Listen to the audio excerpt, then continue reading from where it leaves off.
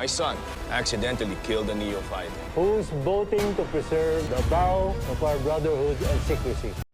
Masayang-masaya naman si Tyrone dahil bongga ang pa-surprise birthday ni Justin sa kanya, lalo't pinatunayan niya sa prat nila na loyal ito nang isumbong niya ang pagpunta ni Moises sa kanilang bahay. Pinangunahan naman ni Jaime ang meeting nila bilang pinuno ng prat at siya ang nagpatayo kay Eleazar. Sa kanyang speech ay inacknowledge niya ang pagdalo ni Jaime at si Rafael bilang vice-presidente. Giniit niyang andoon siya sa harap nila, hindi lang bilang pangulo ng bansa, pero bilang isang bahagi ng kapatiran. Habang nakita naman ni Steven yung mga post ni Danica na puno ng larawan ni Moises, na halatang kampi siya sa binata.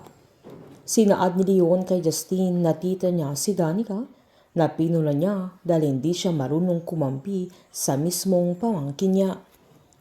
Agad namang sinaad ni Justin na wala silang pakialam kay Danica, lalo't wala ding may pakialam sa dalaga, pero pinaalala ni Leon na first daughter si Danica kaya may boses pa rin siya, pero nanindigan si Justin na walang halaga ang opinion niya, pero nabanggit ni Steven ang mga council ng GSX. Habang sinaad ni Leon na nakaka-bad trip at baka hindi sila dapat nagpa-party sa mga sandaling yun, lalo't ongoing na ang council meeting at magdi-decide sila kung anong magiging status nila dahil hindi sila sigurado kung sasaluhin o ilalaglag sila ng council.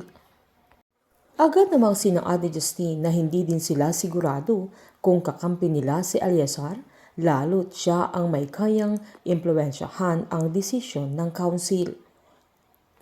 Habang giniit ni Eleazar na hindi lingid sa kanila na madaming nakaabang na pambabatikos sa Gamma Sigma dahil sa kaliwat ka ng allegation na hindi pa nabibigyan ng linaw, lalo na sa involvement ng GSX sa pagkamatay ni Roland Salvacion, kung saan ang head ng prat sa kasalukuyan ay si Justin at ginagamit na ng oposisyon ang kasong yun laban sa kanila at apektado na ang mga negosyo ng kanilang kapatiran at mga kaalyado at kaalyansa sa iba't ibang sektor dahil ang kasiraan ng isa ay kasiraan ng lahat, sabay hinamon niya silang magtapatan na sila kung ano ang totoo. Natahimik silang lahat sa sandaling yan, lalong-lalo na si Rafael, at naalala niya ang naging usapan nila Divine kung saan sinaad ni Jaime na nagtatago pa rin si Moises, na giniit naman ni Divine na mas maganda ang ginagawa ng binata dahil ang pagtatago niya ay mas pinapakita lang niya na guilty siya, na agad namang binati ni Jaime si Divine dahil sa mga ginagawa niya, pero giniit nitong opinyon din ni Rafael ang mga bagay na yun. Pangiti pang sinaad ni Rafael na lubog na si Moises at wala nang magagawa pa na hindi na nila kailangang problemahin pa. Giniit naman ni Jaime na maaaring hindi na nila problema si Moises, pero mismong si Eleazar na presidente ng Pilipinas ang mas malaki nilang problema dahil ramdam niyang babaliktad na ito.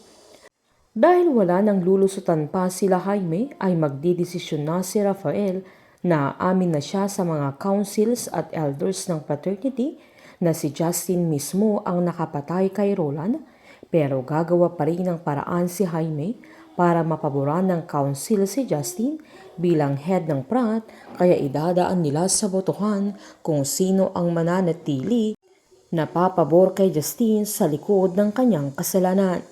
Painit ng painit ang mga tagpo, sabay-sabay po nating subaybayan ang advanced episode ng Pamilya Sagrado dito lamang po sa aking channel. Patuloy lamang pong manood at mag-subscribe para ma-update po kayo sa mga susunod na episode. Marami pong salamat.